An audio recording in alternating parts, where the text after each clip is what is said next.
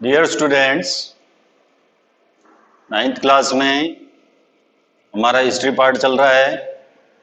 History part में हम chapter 3 कर रहे हैं, Nazism and the rise of Hitler.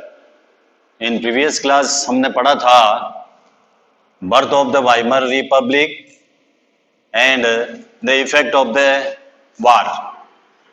ये दो टॉपिक हमने प्रीवियस क्लास में किए थे। आज की हमारी क्लास में जो हमारे टॉपिक होंगे वो है political radicalism and economic crisis. इस टॉपिक के ऊपर आज की क्लास में हम डिस्कस करते हैं। Political radicalism and economic crisis, परिवर्तनवाद और आर्थिक संकट। The birth of the Weimar Republic coincided with the revolutionary uprising of the Spartacist League on the pattern of the Bolshevik Revolution in Russia। जिस समय वाइमर रिपब्लिक का birth हुआ था उसी समय रूस में हुई बोल्शेविक क्रांति की तर्ज के ऊपर जर्मनी के अंदर भी स्पार्टकिस्ट लीग अपने क्रांतिकारी विद्रोह की योजनाओं को अंजाम देने में लगी हुई थी। जो स्पार्टकिस्ट लीग थी जर्मनी में, वो रिवोल्यूशनरी अपराइजिंग में लगी हुई थी। Soviets of workers and sellers were established in many cities में मजदूरों और नाविकों की सोवियत्स बनाई गई थी।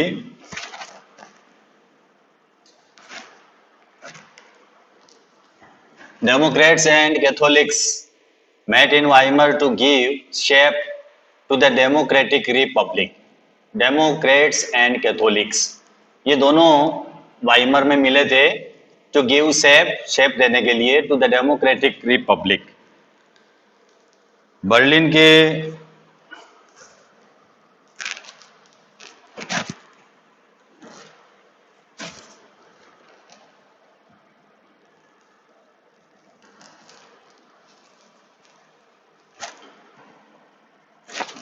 The political atmosphere in Berlin was changed with demands for Soviet-style governance। Berlin के राजनीतिक माहौल में सोवियत किस्म की शासन व्यवस्था की डिमांड हो रही थी। Those opposed to this, such as the socialist, Democrats and Catholics, met in Weimar to give shape to the democratic republic। समाजवादियों और डेमोक्रेट्स और कैथोलिक जो गुट थे उन्होंने वाइमर में इकट्ठा होकर इस प्रकार की शासन व्यवस्था के विरोध में एक लोकतांत्रिक गणराज्य की स्थापना करने का उन्होंने फैसला किया था। The Weimar republic crushed the uprising with the help of a war veterans organisation called free corps. Weimar गणराज्य ने पुराने सैनिकों के फ्री क्रॉप नामक संगठन की मदद से इस रिवोल्ट को क्रश कर दिया। द एंगियस्ट Spartacist later founded the communist party of Germany. और स्पार्टकिस्टों ने जर्मनी में कम्युनिस्ट पार्टी की स्थापना कर डाली। जो स्पार्टसिस्ट थे उन्होंने बाद में कम्युनिस्ट पार्टी को फाउंडेड किया। Communist and socialist henceforth become irreconcilable enemies and could not make common cause against Hitler। और इसमें बाद में कम्युनिस्ट और समाजवादी एक दूसरे के एनिमी हो गए। कौन से एनिमी? इरिकंसिलेबल, यानी बहुत ज़्यादा कट्टर।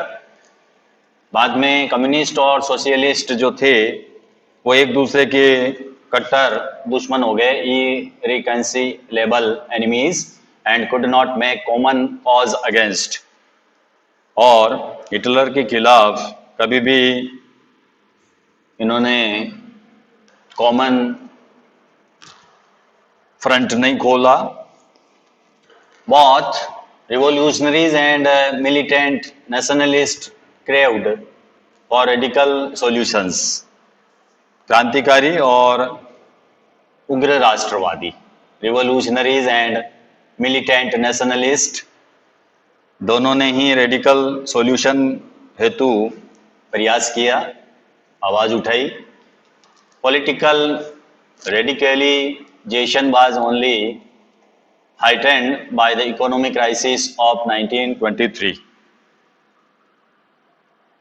राजनीतिक रेडिकलवादी विचारों को 1923 के इकोनॉमिक क्राइसिस से और भी बल मिला। Germany had fought the war largely on loans and had to pay war reparations in gold.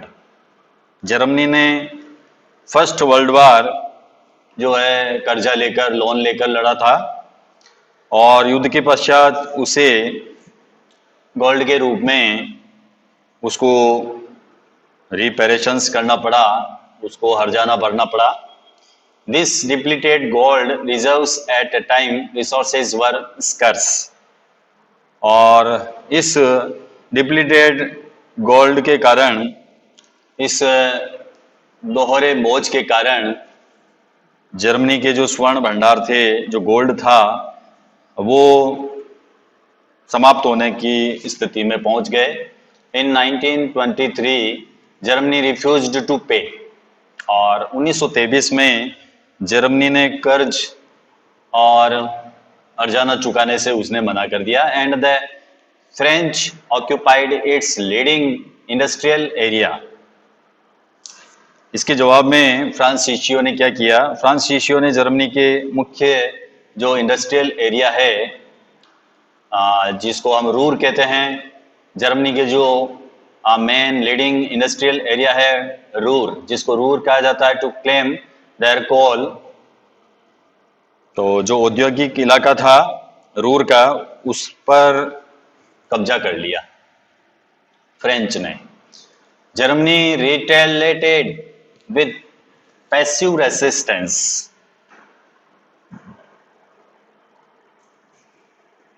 and printed paper currency recklessly। और इसके जवाब में जर्मनी ने फ्रांस के विरुद्ध पैसिव रेसिस्टेंस किया और बड़े पैमाने पर पेपर करेंसी उसने प्रिंट की। बड़े पैमाने पर पेपर करेंसी जो है प्रिंटेड की। With too much printed money in circulation the value of the German mark fail.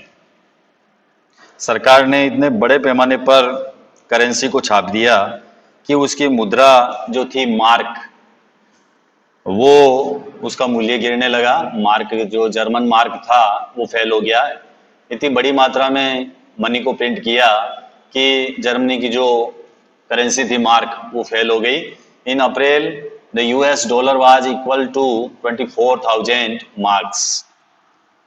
अप्रैल में एक अमेरिकी डॉलर की कीमत 24,000 मार्क के बराबर थी, जो इन जुलाई 3,53,000 मार्क्स, जो जुलाई में 3,53,000 मार्क, और इन अगस्त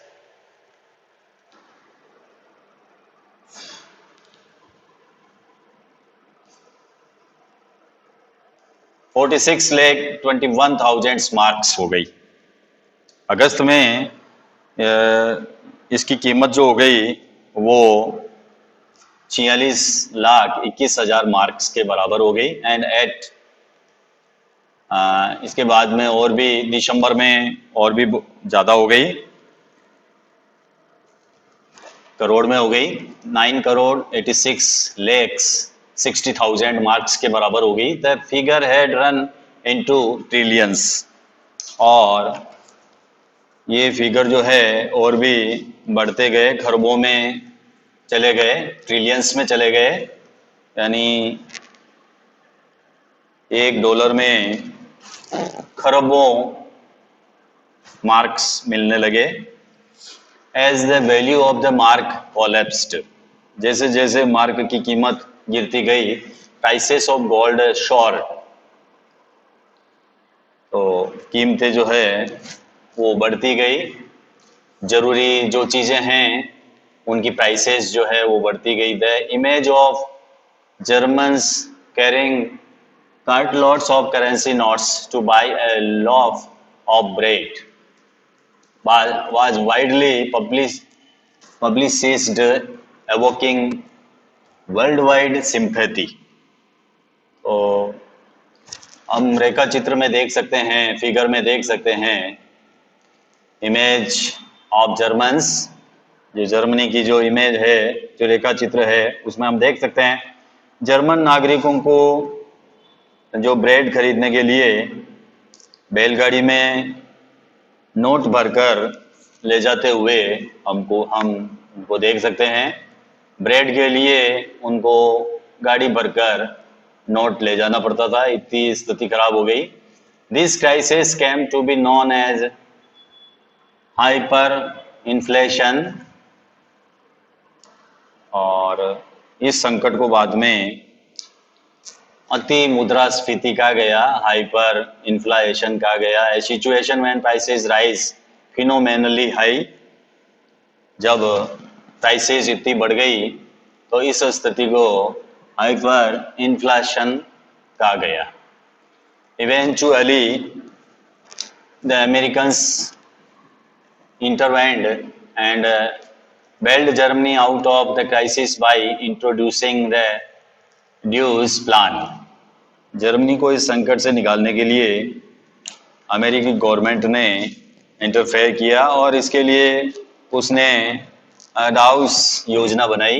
डाउस प्लान जो है अमेरिकी गवर्नमेंट ने इंट्रोड्यूस किया, विच reworked the terms of repression to those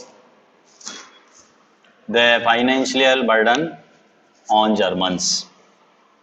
इस योजना में जर्मनी के आर्थिक संकट को दूर करने के लिए हर्जाने की जो शर्त थी उनको वापस तय किया गया, दोबारा तय किया गया। द ईयर्स ऑफ डिप्रेशन, मंदी के साल, जब मंदी आई थी तो उस समय की स्थिति क्या थी वो हम देखेंगे।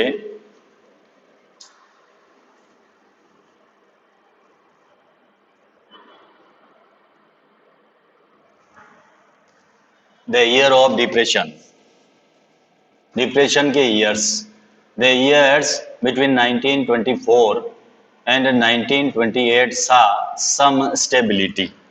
1924 से लेकर 1928 तक जर्मनी में कुछ स्टेबिलिटी रही। Yet this was built on sand, लेकिन ये स्थिति ज़्यादा समय तक नहीं रही, यानी ये स्थिरता जो थी वो सैंड के ऊपर बिल्ड थी, यानी रेत के ऊपर ये ढेर था जो कभी भी गिर सकता था।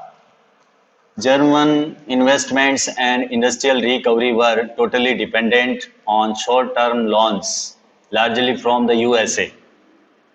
जर्मन निवेश और औद्योगिक गतिविधियों में जो सुधार हुआ था मुख्यतः अमेरिका के लिए, अमेरिका से लिए गए जो अल्पकालीन जो कर्जे थे, शॉर्ट टर्म जो लोन्स थे, उसके ऊपर जर्मन इन्वेस्टमेंट और इंडस्ट्रियल रिकवरी डिपेंडेंट थी। This support was withdraw when the wall street exchange crashed in 1929। जब 1929 में वॉल स्ट्रीट एक्सचेंज, ये शेयर मार्केट है जिसका नेम है वॉल स्ट्रीट एक्सचेंज, तो 1929 में वॉल स्ट्रीट एक्सचेंज जब क्रश हो गया तो जर्मनी को मिल रही ये जो हेल्प थी वो भी बंद हो गई। जो सपोर्ट मिल रहा था वो वॉल स्ट्रीट एक्सचेंज के क्रश होने के बाद में वो भी सपोर्ट बंद हो गया। Fearing a fall in prices, people made frantic efforts to sell their shares. कीमतों में गिरावट की आशंका को देखते हुए लोग जो है वो अपने शेयर्स बेचने लगे। Sell their shares on one single day 24 October 13 million shares were sold. और केवल एक दिन में 24 अक्टूबर को 13 करोड़ शेयर बेच दिए गए। This was the start of the great economic depression. ये ग्रेट इकोनॉमिक डिप्रेशन का स्टार्ट था, यानी आर्थिक मंदी की शुरुआत थी। ओवर द नेक्स्ट 3 इयर्स, और अगले 3 इयर्स बिटवीन 1929 एंड 1932, 1929 से 1932 के अगले जो 3 साल थे, the national income of the USA fail by half. यानी अगले 3 सालों में अमेरिका की राष्ट्रीय आय जो थी वो केवल आधी रह गई थी। फैक्ट्रीज शट डाउन हो गई। एक्सपोर्ट्स भी फेल हो गए। फार्मर्स वर बैडली हिट, और किसानों की हालत भी बहुत खराब थी।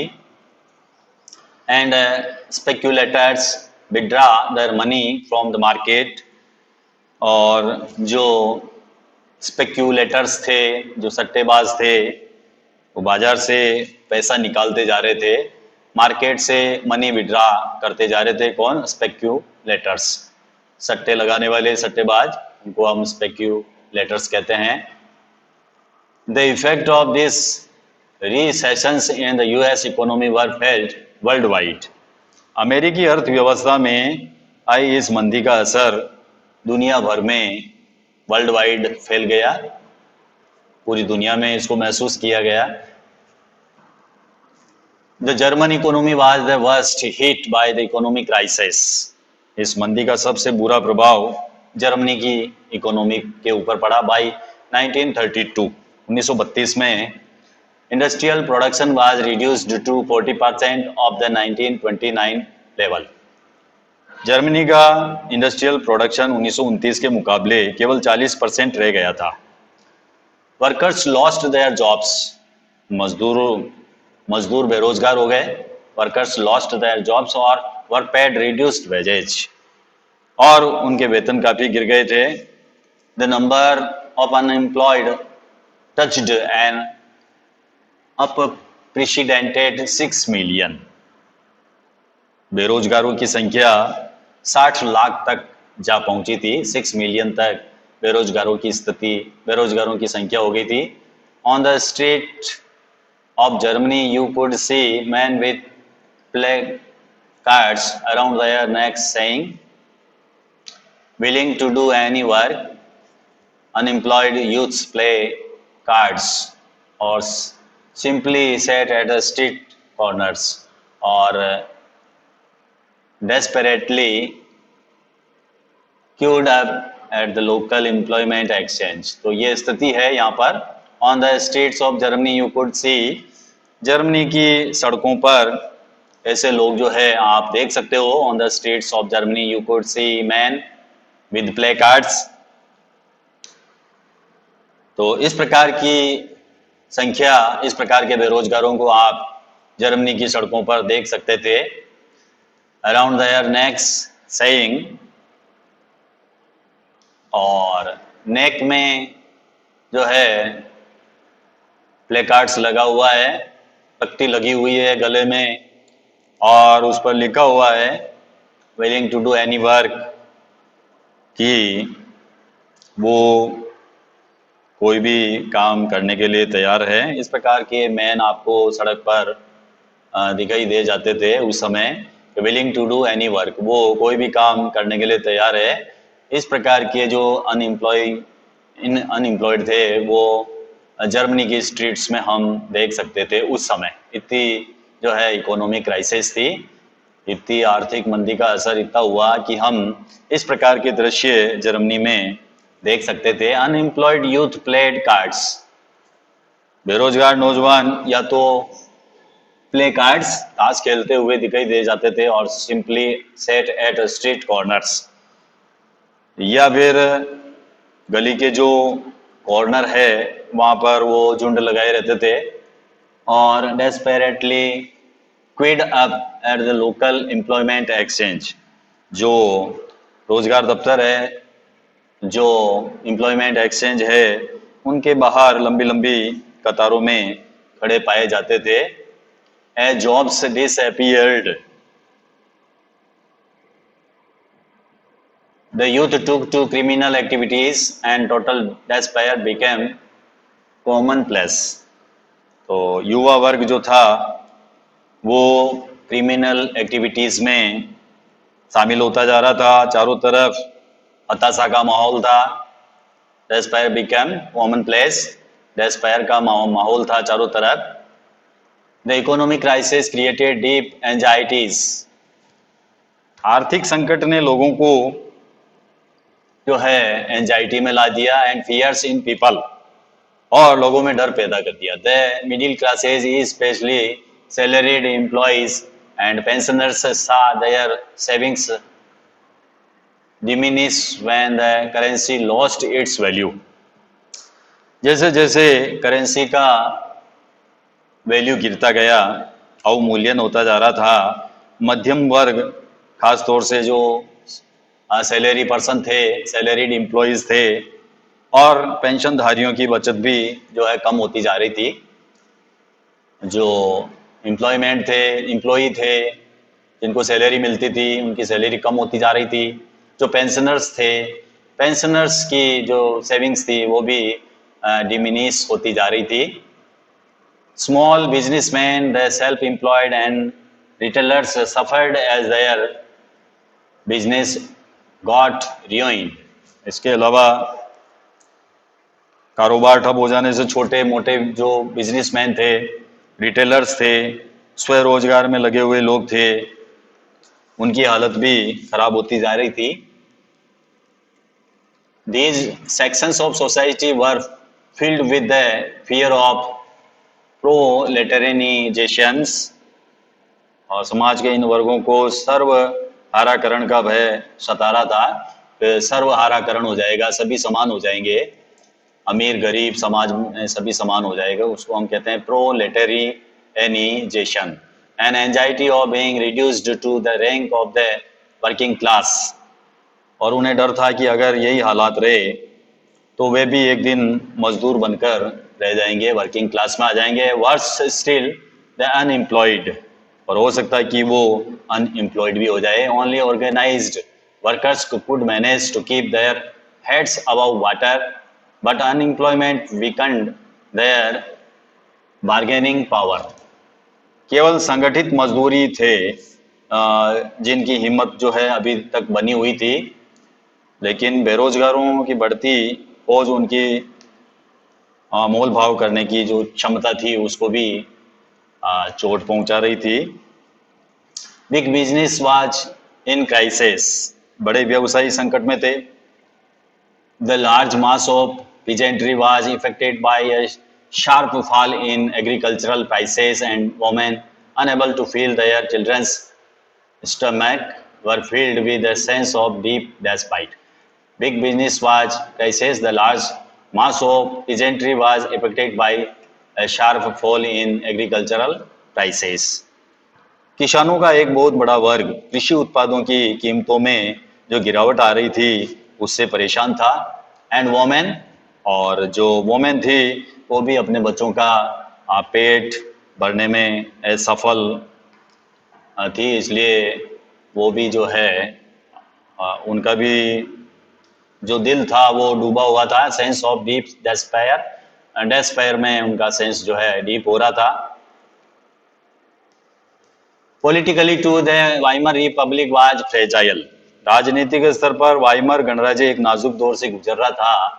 The Weimar constitutions had some inherent defects।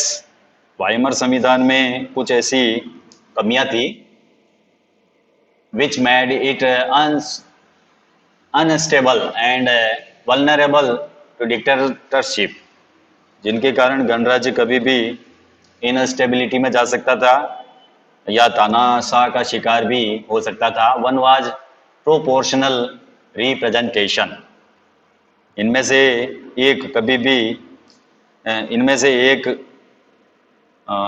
एक जो था वो आनुपातिक प्रतिनिधित्व से संबंधित था। This made achieving a majority by any one party a near impossible task.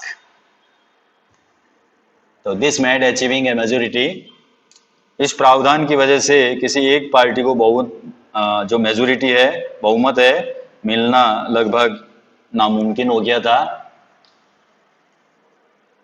Leading to a rule to by coalitions, हर बार कोलिएशन गवर्नमेंट सत्ता में आ रही थी।